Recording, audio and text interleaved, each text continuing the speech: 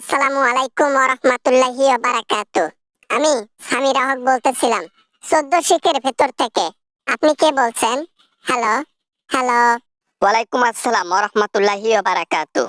আলহামদুলিল্লাহ, আলহামদুলিল্লাহ, আলহামদুলিল্লাহ, আলহামদুলিল্লাহ। আজকে আমি শান্তির একটা ঘুম দিতে পারবো। ম্যাডাম, আপনি কে বলছেন? আপনাকে তো আমি চিনলাম না। আপনি আমার নাম্বার কোথা থেকে পেলেন? আর আপনি কে? কণ্ঠটাও চেনা চেনা লাগতেছে, মনে হচ্ছে আমার শাশুড়ি। ঠিকই ধরতে পেরেছো, তোমার আমি সাবেক শাশুড়ি। আমার পরে আরো 4-5 জন শাশুড়ি এসেছে তোমার, ঠিক আছে? এখন আমার ছেলের সুষ্ঠু বিচার পেয়েছি। বলতে হবে আপনার ধৈর্য আছে অনেক। 29 বছর মামলাটা চালাইলেন, অবশেষে সাকসেস পাইলেন। এটাই বুঝি মায়ের মন। বুঝতে পেরেছেন না আমরাই দোষী? প্রথম দিন থেকেই, কারণ আমার সন্তান কখনোই অমনটা করবে না। আমি জানি ভালো করে। আমার মতো করে ছেলেকে কাছ থেকে কেউ দেখে নাই, এমনকি আপনিও নন। ভালো হয়েছে। এখন আপনি খুশি তো? সুষ্ঠু বিচার পেয়েছেন। তবে সমস্যা নেই, কয়েকদিনের ভেতর আবার বের হয়ে যাব। টাকা পয়সা উকিলকে দিয়ে খাইয়ে নির্দোষ প্রমাণিত হব। আবারও বের হব জেল থেকে। এটা হাসিনার আমল না, এটা হাসিনার আমল না যে তুমি টাকা খাইয়ে তোমার দোষকে লুকিয়ে তুমি নির্দোষ প্রমাণ করবা। ডক্টর ইউনূস সুষ্ঠু বিচার করবেন। বাবা না, মানে শাশুড়ি আম্মা, আপনি কিন্তু বলেছিলেন আমরা স্বীকারোক্তি দিলে বা আমরা সত্য কথা বললে আপনি আমাদেরকে ক্ষমা করবেন। এখন করেন? এই কথাটা আমি কয়েকবার বলেছিলাম, তোমরা একটাবার সত্যি কথা বলো, আমি তোমাদেরকে আর ধরাই দেব না, মামলা চালাবো না, সবকিছু বন্ধ করে দেব। জাস্ট সত্য কথা বলো। বলো নাই তো তখন? তখন বলি নাই তো কি হয়েছে, এখন তো বলতেছি। ওই কাজের মধ্যে জড়িত আমরা কয়েকজন ছিলাম, টাকার বিনিময়ে না। আমরা আসলে চেয়েছিলাম অনেক আগ থেকে তাকে উপরে পাঠাই দিতে।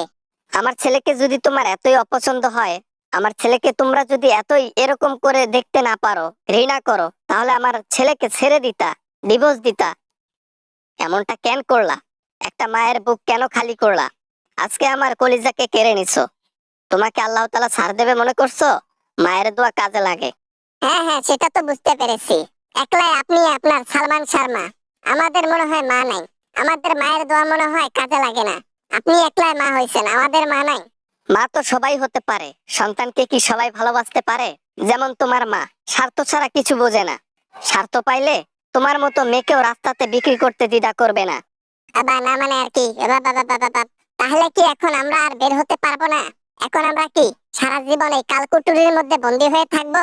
আমাদেরকে কি বাইরে হতে দেবেন না? আমি বের করার কে? আমি শুধু আমার ছেলের বিচার চেয়েছি এবং 29 বছর পর আমার ছেলের বিচার পেয়েছি, তাও আবার সুষ্ঠু। আমি এখন খুশি। আমি দুমুঠো ভাত খাইতে পারবো, এখন রাতের বেলা ঘুমাতে পারবো। বিগত 29 বছর আমি ঘুমাতে পারি নাই, খাইতে পারি নাই। এ আমি কি করলাম?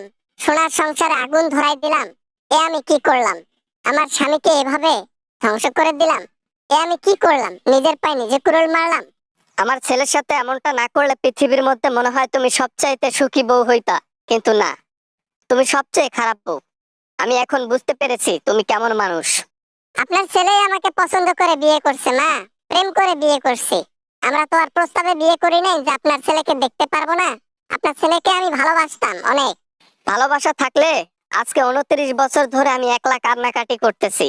যদি আমার সাথে কান্নাকাটি করতা, বিয়ে না করতা, তাহলে মনে করতাম ভালোবাসো। আমার ছেলে মরার পরেও তুমি বিয়ে করলা কয়টা? 3টা।